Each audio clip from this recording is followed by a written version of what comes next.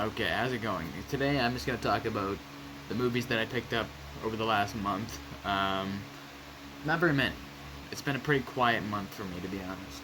And that's fine. I've tried to slow down a little bit because my shelves, I have two full shelves and 3.5 shelves now. Or 2.5, I should say. Almost 3. So I just need to slow down a little bit and pick a little more selectively the movies that I want rather than just, this movie and this and this and this. Like, I was going on some crazy tirades there when I'd go to the pawn shop in a couple towns over, and I'd buy 20 movies at a time. And, that fills out your shelves pretty quick. So, without further ado, let's get into it.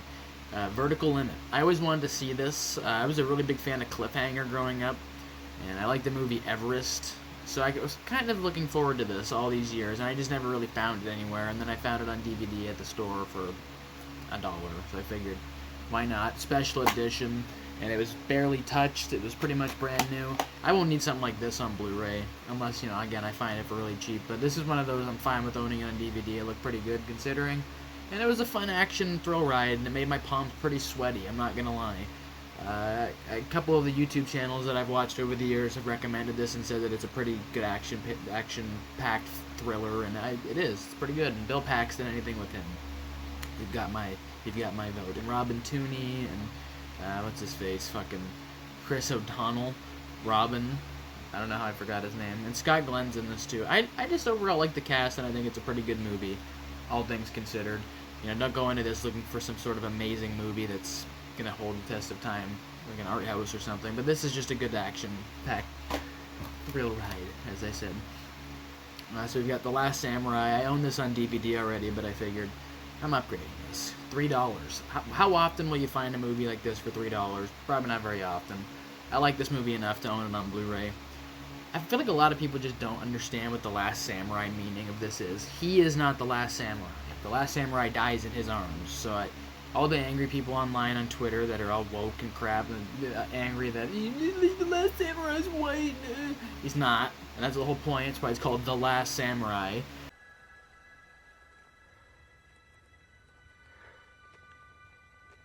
Perfect. I just wish people kind of paid attention when they watch films. But overall, just a really good story. I love the beginning. It's the best depiction of withdrawal from alcohol I've ever seen in a movie.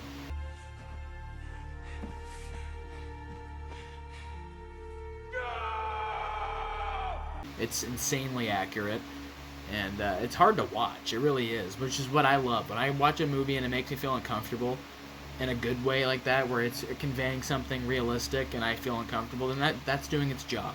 So I give applause to this movie, and I think the action's really good.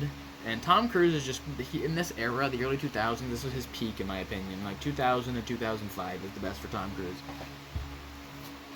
I cannot defend buying this, okay? But I need to own all 10, just to make myself feel a little better. A couple years ago I said I was done at Fast 8, and I probably should have stopped at Fast 8, but this was on sale, and it's so bad that you have to own it. This is the worst Fast and Furious by far. I don't think it's even up for debate. I don't think anything's even close. This jumped the shark in every possible way you can imagine. Han's back out of nowhere. They've got some Asian girl out of nowhere who's like the cure to all of this. Roman is taking bullet holes now, and he's just okay, and he walks away. So there's just... And Ramsey doesn't know how to drive, but she just magically gets in a truck and knows how to drive all of a sudden. There's a lot of things about this that do not make sense. I mean, it's Fast and Furious, but this is by far the dumbest, and like I said, it's the worst. So I'm glad Fast 10, as bad as it was, course-corrected, and was more watchable. At least it was bad in a good way. This is just bad all around. This is the type of movie you want to own for when you have drinks and you have friends over, and you really just want to laugh at something stupid. You put this on, and that's exactly the first time I watched this. That was the exact circumstance. We were in my friend's dorm room, and we just watched this and laughed at everything, because it introduces new characters out of nowhere. Apparently Toretto's got a brother all of a sudden. And you can see these flashbacks now of things that we've always envisioned, like the Kenny Linder scene where he beats him with the wrench, and it's so shitty compared to what you would imagine.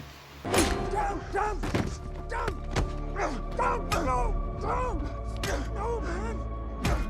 And his dad's death is nothing like you've described it, really.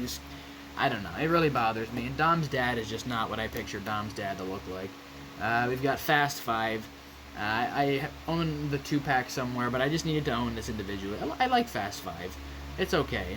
I just think it's quite overrated, especially for the true fans of Fast and Furious. This is not a Fast and Furious movie. This is the first one that butchered the concept of the movies, and Justin Lin himself said we needed to go more in an action direction, like Ocean's 11, and you can really see that influence with the whole crew being put together and stuff, and it does not work for me. This movie does not work for me because it's created the whole franchise we've had since, which got so far away from its roots. And I get it, it makes more money and yada yada yada, but we don't care. The true fans who grew up watching the original and second one, I don't care. I just want racing and I want true street culture. I don't give a shit about fucking heist movies. I'll go watch Ocean's 11. This movie to me would have been the perfect ending probably for the franchise because it was already getting a bit stale. Because you're not doing any racing anymore, so you may as well just end it. But they ended up just making 5 more of these movies basically, where it's just, we need your crew again, Dom. Let's go break in somewhere, and in and you're out, and everybody's safe. And I don't know. That to me was the beginning of the end for the franchise. Too Fast, Too Furious, and I really love this cover. There needs to be an expanded. There is a Blu-ray I'll probably buy at some point with this covering the whole front. It's a damn good cover. And it's colorful, and it shows Too Fast the way it is, a vibrant movie, and that's what John Singleton was going for with the whole anime influence style. And childhood movie, but I still think it holds up well for an action heist. There is a heist in a way because they are stealing, but there's more car action. My issue with Fast 5 is every scene that they're about to show cars, they cut away basically. In this, you get to see their done-up decaled cars, which is true street racer form. And there's a couple races, like the opening race with the Skyline and all that. We don't really get anything like that in any of the newer movies. They try and throw in like the odd street race now and again in the new movies. It doesn't hold up, and you got Tej introduced in this one, and this is Roman Pierce at his best.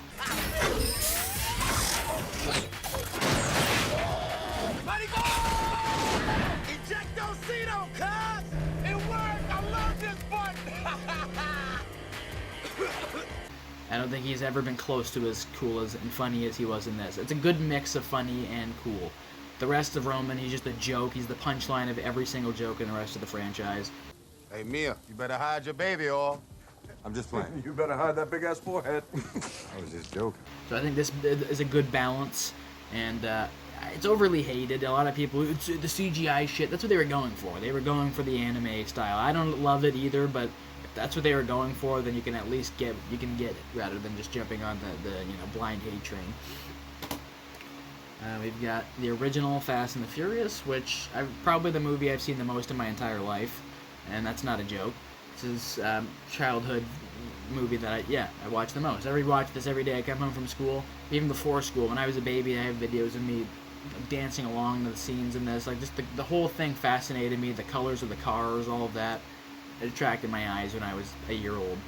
And to this day, I still enjoy watching this movie. I think it's still the best Fast and Furious. It's obviously Point Break and Donnie Brasco mixed together, but that's fine.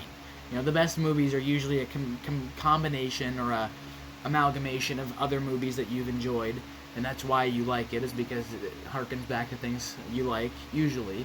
And I think it does a very good job. It even has the same restaurant that Johnny Utah gets his shrimp in. That's where they get their shrimp as well. You got the beginnings of the makings of the cast. You've got Dominic Toretto. You've got Vin Diesel, the start of his career. You've got Paul Walker. You've got Jordana Brewster was like 19, and Michelle Rodriguez was like 23. So you've got all these young actors basically way before they were famous, or right at the start of their fame. Vin Diesel, he tried all these things and didn't really pop off. This was the movie to really send him into that upper echelon. And obviously this is Paul Walker's movie, and this is his franchise in my opinion. Up until 7, obviously, he's the main character, and then Dom becomes the Vin Diesel show. This to me is the more watchable one than Tokyo Drift. Everybody says Tokyo Drift's better. I just prefer the cop aspect. I really like the whole undercover cop thing. And I just think Paul Walker and Vin Diesel have good chemistry. Not that the third one has bad acting or anything, but I like these characters more. And The street racing stuff in this is just way better, and LA as a city is awesome. And I love the trucker stuff towards the end where they have to save Vince from the truck.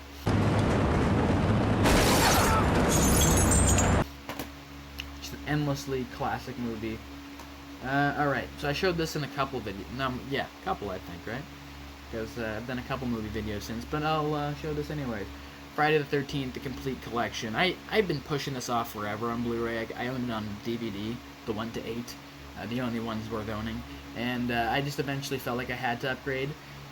This bugs me though. This is just me being a nitpick, but there is no mask in the franchise that he has like that. He does not have the chevrons upside down. If we're talking about Part 8, he does, but it's not what they look like in Part 8, so that is not the Part 8 mask. This is like a Photoshop butcher job that they just kind of threw together, and I don't really like that. But the fact that this was like $30 for 8 movies, and you know they're in there the way you'd expect them to be, but I just really enjoy that I don't have to spend $300 on a huge box set to get these movies. But I also wasn't going to buy individually, because you know these are $15, $20 individually. Those add up quick. You know, $120 on you know, buying 8. I ain't doing that. But you know, $30 for these. I like 3 or 4 of these enough to own them, so why not? And it's the Halloween season, so I just feel like it's a good time to collect horror movies. Speaking of horror movies, Scream Trilogy. I've been looking for just the first one, because I didn't really know if I wanted Scream 3. And then I found the 4th one for $5 before any of this, and I figured, okay, so now I just need the first 3. I own the second one already, but just buy the trilogy, and then that solves that. And I did, and it was like $20-something, and there you go. Scream 1, 2, and 3, it says it on the back there. I really love the first Scream. I think it's one of the better horror movies ever, slashers. And it obviously reinvigorated the entire genre. Scream 2 I like, but a lot of people, for some reason, like they didn't know who the killer was. I knew right away it was Timothy Olyphant. I didn't even watch the movie, and I knew exactly who it was going to be. You could just tell. And the third movie, the fatigue set in. I thought it got stupid by the third one, but the fourth one, right here, came in and really saved everything for me. I think the fourth one is a really good return to form for a franchise 10 years out. It's very good. Obviously, it's cliche. Hello, Sydney. But still, I thought it was a lot more watchable than I was ever expecting. You know, especially considering Scream 5 and 6 are shit. Especially 6.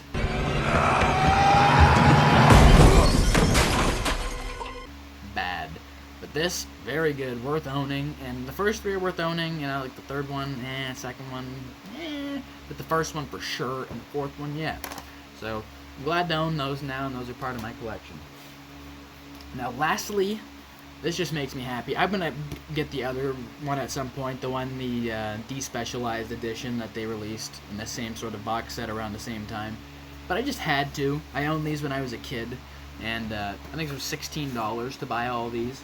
I just love these DVD cases.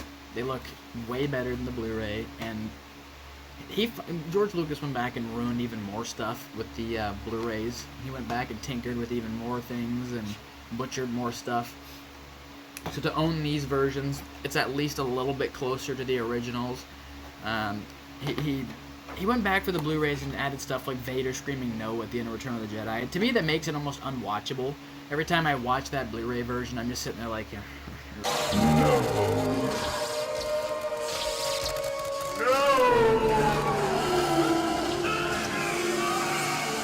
And then after I realized, you know, I could just watch the VHSs, and then I put in the wrong VHS because I don't own the right one. I own the special edition VHSs. So pretty much these are the best versions of the movies I own right now. I need to obviously get around to buying the theatrical release, but you can't tell me these are not the best covers, especially a New Hope. There's no better A New Hope cover than that. There's just something about that I just truly love. And even the bonus material, I grew up watching this all the time. Learned a lot about the making of. It's a whole documentary in here. And something about The Empire Strikes Back, I feel like it's missing something. I do like this cover, but no Luke on it's very odd. Having Lando on it, very weird. But Return of the Jedi is the best cover by far. This is just perfection. The green, everything, it just screams Return of the Jedi.